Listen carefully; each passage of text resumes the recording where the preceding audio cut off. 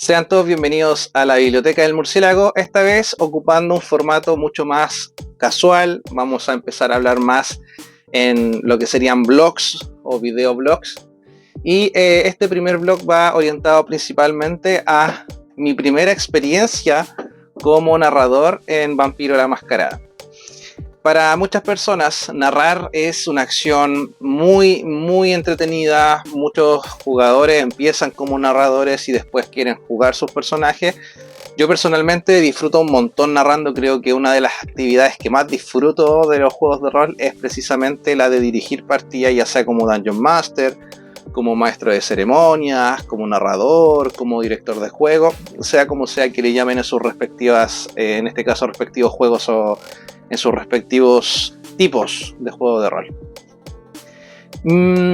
Vamos directo al grano con el tema que por el que estamos acá.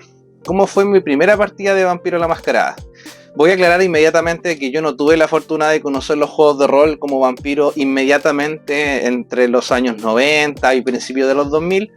Yo fui conociendo Vampiro la Mascarada muy entrado el 2011. Ya cuando se estrenó el compilado de 20 aniversario, ahí recién yo empecé a jugar rol y a conocer lo que eran los juegos de rol. E incluso el primer juego de rol que probé no fue Vampiro, fue Mutant and Masterminds, y fue una partida que me dirigió un amigo en la universidad. O sea, así de tarde estoy hablando. Me hubiese gustado tener una adolescencia con juegos de rol, pero no tuve esa fortuna. Entonces, apenas empecé a jugar rol, dirigí 20 aniversario. ¿Qué se supone que debe suceder en una partida de Vampiro? Porque los juegos están diseñados para ofrecer ciertas experiencias. En Dungeons and Dragons uno tiene combate, tiene estrategia, tiene un mundo fantástico con razas, con habilidades, con magia, pero siempre hay un tono que se aborda en los juegos de rol o ciertas aristas que en los juegos se suelen identificar más que en otros. Por ejemplo, en Dungeons and Dragons hay una preponderancia de lo que sería la estrategia, el combate, el uso de armas, el uso de hechizos. También puede haber drama, sí, pero el sistema está diseñado y se orienta hacia lo que sería el combate y la estrategia.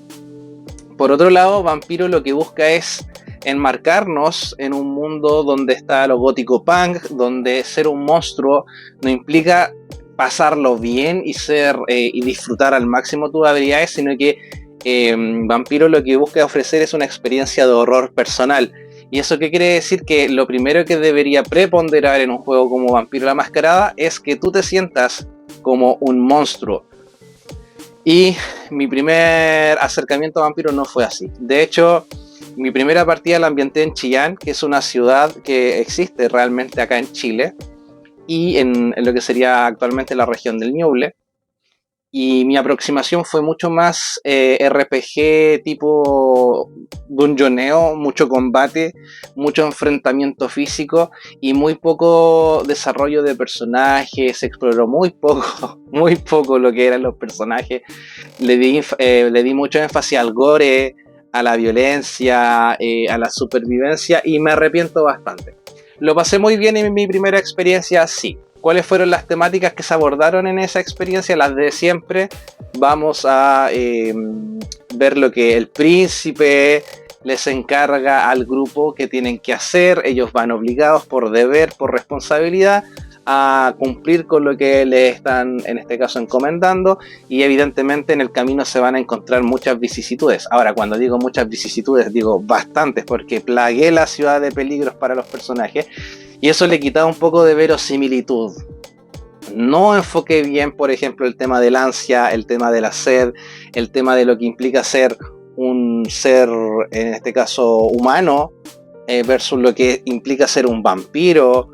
Nunca abordé las temáticas existencialistas del juego, todo lo que implica en este caso ser un monstruo nocturno que se alimenta de la sangre de mortales para seguir viviendo, todo el asunto del politiqueo, todo eso se fue al carajo. Creo que, con suerte, creo que un poco de investigación, y lo demás era combate. ¿Fue un error? Yo diría que sí y no. Podríamos decir que fue un error jugar así porque la experiencia del juego está diseñada de otra forma. Pero jugar rol, yo diría quizás es una forma muy hippie de verlo, pero siempre he pensado que no existen formas correctas de jugar rol, sino que el rol es una experiencia que se comparte entre jugadores y lo más importante aquí es pasarlo bien. Si lo estás pasando bien o lo estás disfrutando de cualquier otra forma, entonces ya estás jugando bien rol. Hoy evidentemente hay ciertas pautas a seguir en general en los juegos de rol, por ejemplo evitar el metagaming, meterte en el personaje, ser coherentes con las decisiones que tomas respecto a cómo es tu personaje y todo eso. Pero yo la primera vez que jugué Vampiro fue como una partida de los X-Men góticos. Eran como superhéroes góticos. Porque claro, todo era de noche, había mucha sangre, preponderaba mucho el poder y el uso de habilidades, pero nunca abordé bien, por ejemplo, lo que implica tener ansia, lo que implica cometer un crimen para un vampiro, si esto afecta o no su humanidad. Todo eso me lo metí por donde quise, no lo abordé, no lo desarrollé.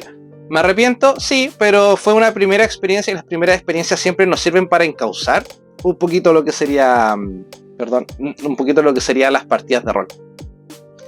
Luego, ya después de eso, empecé a pulir más mi forma de narrar, empecé a ser más descriptivo, empecé a utilizar en este caso más una narración más orientada a cómo son los personajes y no tanto a qué tan poderosos o intimidantes se ven, pero mi primera experiencia fue así. Recuerdo también que otra cosa que hice durante esas partidas de las que me arrepiento fue que, a pesar de que los jugadores dejaban un regadío de cadáveres a su paso, nunca tuve la consideración de causar, en este caso, o generar consecuencias debido a esas apariciones, sino que sencillamente me enfocaba en decir, bueno, le abres las costillas con tus garras, lo partes por la mitad, la sangre salta a todas partes, dejas regado el césped de sangre y hueles el olor férreo del líquido oscurecido saliendo de sus venas. Pero nunca decía, por ejemplo, bueno, acabas de dejar la calle llena de sangre con un cadáver en el suelo, creo que te vas a tener que hacer responsable de esto, creo que la policía local podría verlo, quizás la prensa, quizás eso, romper la mascarada. Esos son pequeños detalles que yo en la primera vez que jugué ignoré por completo y por supuesto se debe principalmente a que no interpreté bien quizás las directrices del juego. La interpretación de los personajes era muy caricaturesca. Debo admitir que yo caí en el cliché del Malkavian, que parece más un payaso que una persona con trastornos mentales. No voy a decir que lo hice bien a la primera, sería injusto y deshonesto decir que fue así. No fue así.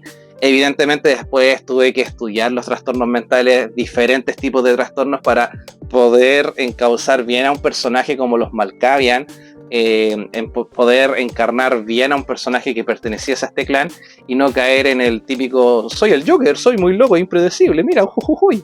Vamos a hacer un video sobre interpretación de Malkavian, que es un tema que se habla mucho en redes sociales, sobre todo en foros de Mundo de Tiniebla. En Facebook también se habla mucho de la interpretación correcta de los Malkavian. Es un tema igual muy interesante. A mí me entusiasma mucho la idea de hablar de eso, pero lo vamos a dejar por otro video. Continuamos con lo que estaba hablando ahora. Me di el trabajo de crear un mapa de la ciudad. De hecho, tomé una foto satelital de la ciudad en la que estábamos jugando.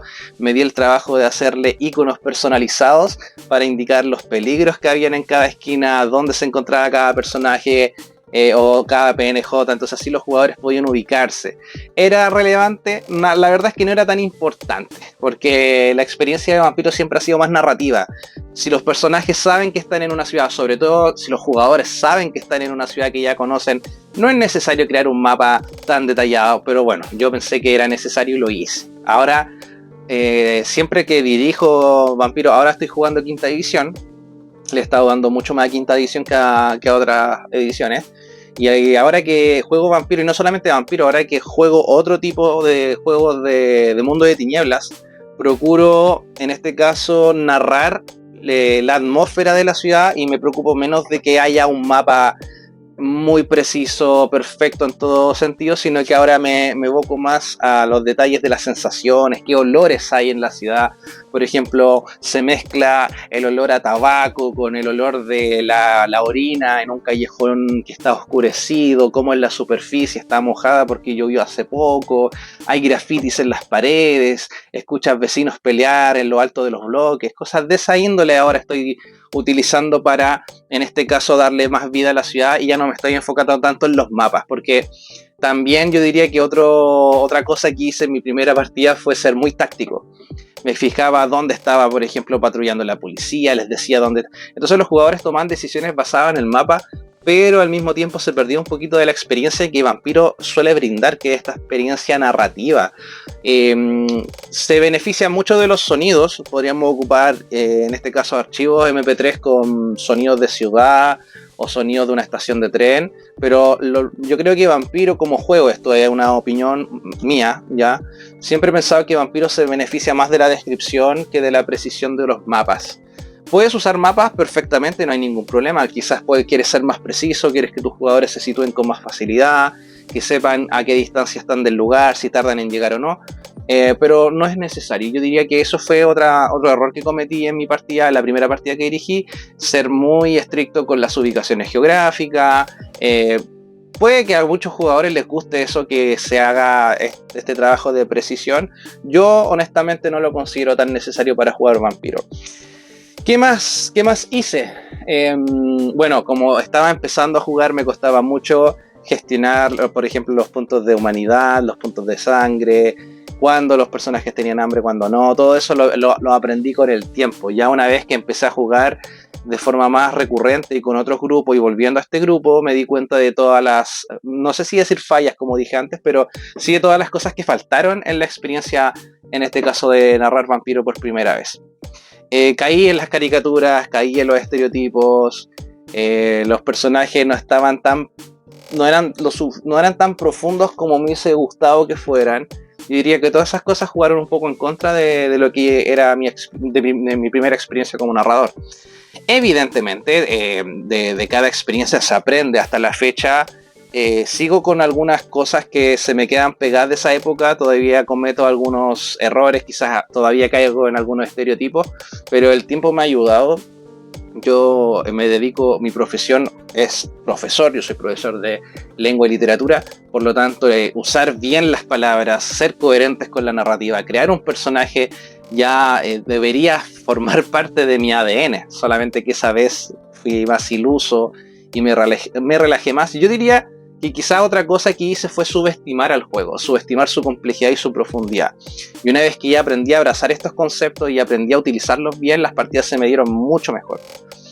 ¿Qué otra cosa recuerdo? Bueno, lo otro, me gustaba mucho hacer batallas de bosses o de jefes en el juego. Entonces, siempre que los jugadores pasaban por diferentes circunstancias, yo siempre procuraba ponerle un personaje absurdamente roto, que me sacaba de la manga, le inventaba una historia que no tenía nada que ver con el lore y lo hacía combatir. Y sí, yo diría que en retrospectiva, si tuviera que dirigir esa partida de nuevo, ¿qué cosas sacaría? Primero, el mapa, lo sacaría de raíz. Segundo, sería mucho más descriptivo, tal como lo soy ahora. Tercero, disminuiría los combates en una proporción de un combate cada 4, cada 5 escenas, incluso más, porque yo he dirigido partidas donde no hay ningún combate. Hasta la fecha he dirigido varias partidas donde los combates son mínimos respecto a otras cosas que se hacen en una partida convencional y me han funcionado bastante bien. Y lo otro sería evitar los estereotipos, hacer que los personajes sean más orgánicos, más creíbles. Esos fueron como el tipo de cosas que empecé a pulir un poco más. ¿Qué cosas creo que hice bien? Creo que hice bien el no pedir tiradas por todo, que suele pasar mucho en los juegos de rol. Y sobre todo las personas que empiezan a jugar piden tiradas por todo. O sea, me quiero sacar un moco de la nariz, haz una tirada de destreza más medicina, no sé, cualquier cosa. Evidentemente no es necesario hacer una tirada por todo. De hecho, la gracia del sistema narrativo es poder evitar tener que hacer tiradas a cada rato y que la historia fluya de manera natural. Creo que es una de las grandes virtudes que tiene el sistema narrativo, es hacer fluir la historia, que fluya, que sea más orgánica que en otros juegos, donde los jugadores a veces se quedan pegados calculando el daño, que estoy arriba de esto y esto me da ventaja, que estoy atacando con esto otro. En Vampiro no suele pasar eso porque todo es mucho más dinámico y más orgánico. Yo diría que eso lo hice bien. Nunca pedí a los jugadores que hicieran tiradas por todas las cosas. Siempre las tiradas tenían que ser necesarias o tenían que implicar cierto riesgo o cierta incertidumbre para que fuera interesante la historia. Creo que otra cosa que hice bien fue improvisar. Siempre sabía cómo responder ante lo que los jugadores querían hacer y creo que muchas veces quizá se notó más forzado, pero eso también lo fui puliendo con el tiempo. A la fecha he mejorado bastante mi nivel de narración en Vampiro. Yo diría que me ayudó bastante, en este caso, repetir. La repetición siempre es una excelente maestra porque nos permite ir puliendo detalles y al mismo tiempo las personas que están con nosotros, que en este caso escuchan nuestra narración o están jugando en nuestra mesa, también nos retroalimentan con sus comentarios. De hecho, yo en mis primeras partidas siempre le preguntaba a mis jugadores, oye, ¿qué hice bien? ¿Qué hice mal? Dímelo con confianza. Así que agradezco mucho a, bueno, mis primeros jugadores fueron Felipe, fueron el Feña Pinto, en este caso también Emilio, fueron mis primeros jugadores en una mesa de Vampiro y ellos fueron muy honestos conmigo, me dijeron que les gustó, que no les gustó y hasta la fecha, chicos, los quiero mucho, un abrazo y gracias por ayudarme en esa primera partida, que ya fue hace bastante tiempo. Aprendí mucho con ustedes, fueron mis primeros jugadores, espero poder jugar de nuevo con ustedes, ojalá de forma presencial. Pero sí, esos serían como mis recuerdos de la primera vez que jugué Vampiro. Lo otro, quizá un detalle adicional que no para todos sea tan relevante, pero para mí sí lo es que la primera partida de Vampiro para mí fue excesivamente aparatosa. ¿A qué me refiero con aparatosa? Que utilicé mucho sonido, utilicé muchas hojas, me hice hojas físicas de todos los personajes de los jugadores para tenerla a mano, tenía un montón de notas a pie de página, una libreta dedicada a la partida, tenía tantas cosas que al final me di cuenta que primero me estaba entorpeciendo porque no me permitía fluir bien como narrador, estaba consultando siempre muchos datos y de hecho es un juego que está hecho para que no tengas que estar consultando tablas cada 2x3, a excepción quizás de las armas y del tipo de daños que se puede hacer con ellas. Pero sí, yo creo que ese fue otro desliz que cometí como primerizo, fue tener demasiadas cosas acumuladas pensando que me iban a ayudar y al final terminaron entorpeciéndome. En resumidas cuentas, mi primera partida de Vampiro fue una partida de superhéroes góticos. Mucha violencia, mucho enfrentamiento físico, mucho sistema de recompensa, mucho sistema de castigo. No fue lo que yo esperaba en retrospectiva. En ese momento yo pensaba que lo estaba haciendo muy bien. Pero eso que nos deja también como lección que cada uno juega como quiere, siempre y cuando lo pase bien. ¿Volvería a narrar? Si pudiera retroceder el tiempo, ¿narraría de otra forma? Probablemente sí. Pero cada experiencia sirve y nos ayuda a crecer tanto como personas así como también como jugadores. Y ese ha sido el blog del día de hoy. Gracias por escuchar y estar aquí presentes en la biblioteca del murciélago. Me disculpo si el fondo está un poco desordenado, pero que estoy haciendo esto muy a la rápida, así que no he tenido tiempo para ordenar el fondo. Ya vamos a tener un setup más lindo, más bonito, más organizado. Ya tenemos un micrófono, ya tenemos una cámara un poquito más decente, así que esperamos que los próximos videos sean mucho más entretenidos e informativos para todos. Gracias por estar acá, recuerden suscribirse si no están suscritos, denle like y compartan si todavía no lo han hecho. Nos vemos en una próxima ocasión aquí en la Biblioteca del Murciélago. Hasta pronto.